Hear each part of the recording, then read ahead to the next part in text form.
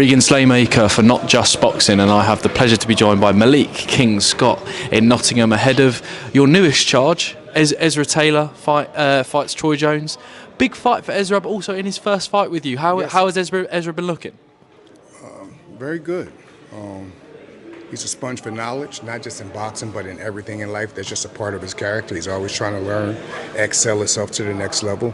We linked up in California and never looked back. The sessions was great, and we just been keeping it going. He's been through some trials and tribulations, and he held his head high through it in preparation during training camp time. And I'm looking forward to destiny repaying him for all his hard work on Saturday night. Definitely as well. Obviously, we talk about boxers having trials and tribulations. I feel like no camp is ever perfect. You probably know that. I don't want a perfect camp. Yeah, you know that firsthand, being a former fighter yourself. How important is that How important is that if it gets tough in there on Saturday? That will surely give Ezra that extra edge against Troy Jones. Because he's been dark. He's been in dark places with life. He's been in dark places with me training him. I've took him in dark places when you feel you can't go no more, and I get that 1 or 2 more out of you. You feel you can't do a combination 8 more times, and I get that out of you. You think it's over.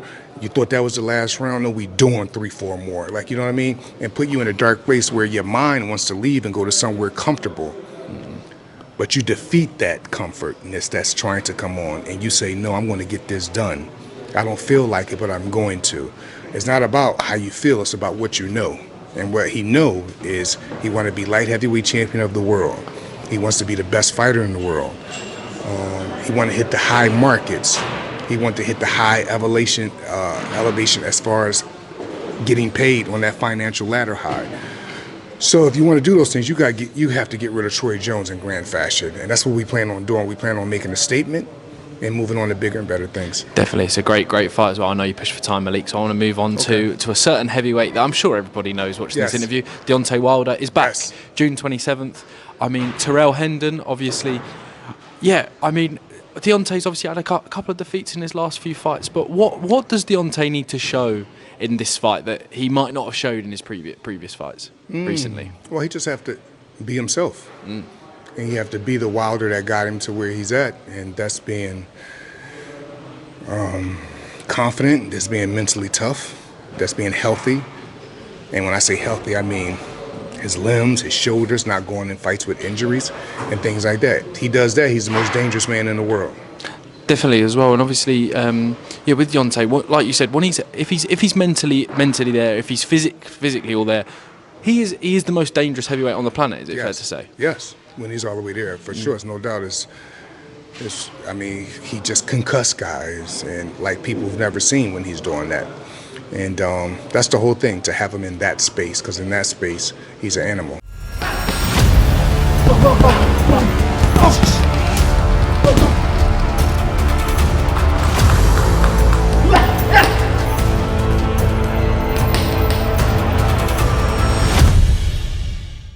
He definitely is as well. And then the following day, you've got a certain unified cruiserweight world champion, Zurdo Ramirez, against Dorticos, mandatory challenger, but a former world champion himself. Excellent fight for Zurdo that could then set up another unification with Jai Patara as well. Really good fight between Zurdo and Dorticos. Yes, Dorticos has a very good right hand. We all know that. His skill set to me has went down. It's not like what it used to be. What he is, though, he's very resilient. A determined guy, but I watch all of that go down because he's a bit, I don't want to say old, but he's on the later half, right, on the decline. And I just think like him with that right hand and everything else he may bring to the table, I just don't think it's enough for Zurdo. Zurdo can do everything. Zurdo has one of the best coaches in the world, Julian Chua. Zurdo has a good team around him. Zurdo is a tall Mexican that know how to fight on his front leg and back foot and give angles. Zurdo is a southpaw. Zurdo has one of the best chins I've ever seen. And it's just so much he brings to the table. It's like if you got 2 weapons and I'm coming with a whole trunk of weapons, there's almost no way you can beat me. And that's the position that this guy is in with Zurdo. You can't just punch hard and think you're going to beat Zurdo, and you can't just be tough and think you're going to beat Zurdo. He has 1 loss against somebody that's considered a pound for pounder, and that's Bivol. It's a reason that's the only person that ever beat him, because that's the only person that ever brought so many things to the table when it came to fight him concerning skills, mobility, agility, good punch intake, mobility. It's just so much footwork that he brings to the table, Bibble. So he was able to get a win over Zurdo. But you got to be a complete fighter to beat Zurdo Ramirez. Definitely as well. It's fair to say in his previous performance against Chris Billum-Smith, I thought that was one of his best performances that I've ever seen, fair to say, but his punch variety, spinning around the target, kind of punch power. I mean, if that Zurdo Ramirez turns up, he could quite possibly be the best cruiserweight in the world. Absolutely, yes. Now you're talking my language. And that's just 1 + 1 is 2. That's not even like favoritism, but when you look at Zurdo, and then you look at these other guys, it's like, even Opatai is a very good fighter, explosive, rapidly explosive, can punch, good defense most of the time. But he have loopholes that he lacks in. And Zurdo Ramirez can take advantage of those loopholes. And many may say Zurdo Ramirez have loopholes too. But if all you got is 1 or 2 things you do very well, going against Zurdo, you're going to come up short because he's a complete fighter. He's a southpaw. He has a big heart and can do everything technically that your favorite fighter can do technically. And has one of the best chins I've ever been around. Like his punch intake is, when the last time you seen him hurt? You've never seen him hurt. It ain't because he don't get hit. You know what I mean? He's in wars. Billum-Smith is a strong guy. And can punch his weight as well. Yes. So, you know what I mean? Zurdo is special. Definitely as well. Malik, final one, because I know we're pushed for time. We ask everyone who comes on the channel this question, and I thought you might give an interesting answer. When all's said and done, what does boxing mean to you? Oh, my God. What does boxing mean to me? Okay. I'm going to try not to get emotional about this. Boxing means to me everything. It saved my life as a kid. It helped me help others.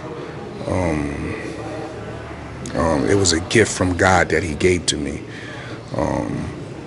Boxing is a motivator and a very inspiring tool to me. I watch not what it just do for me and where it brought me in my life, but what it have done to others. Me and you are connecting now with good energy because of boxing. I have done this all around the world.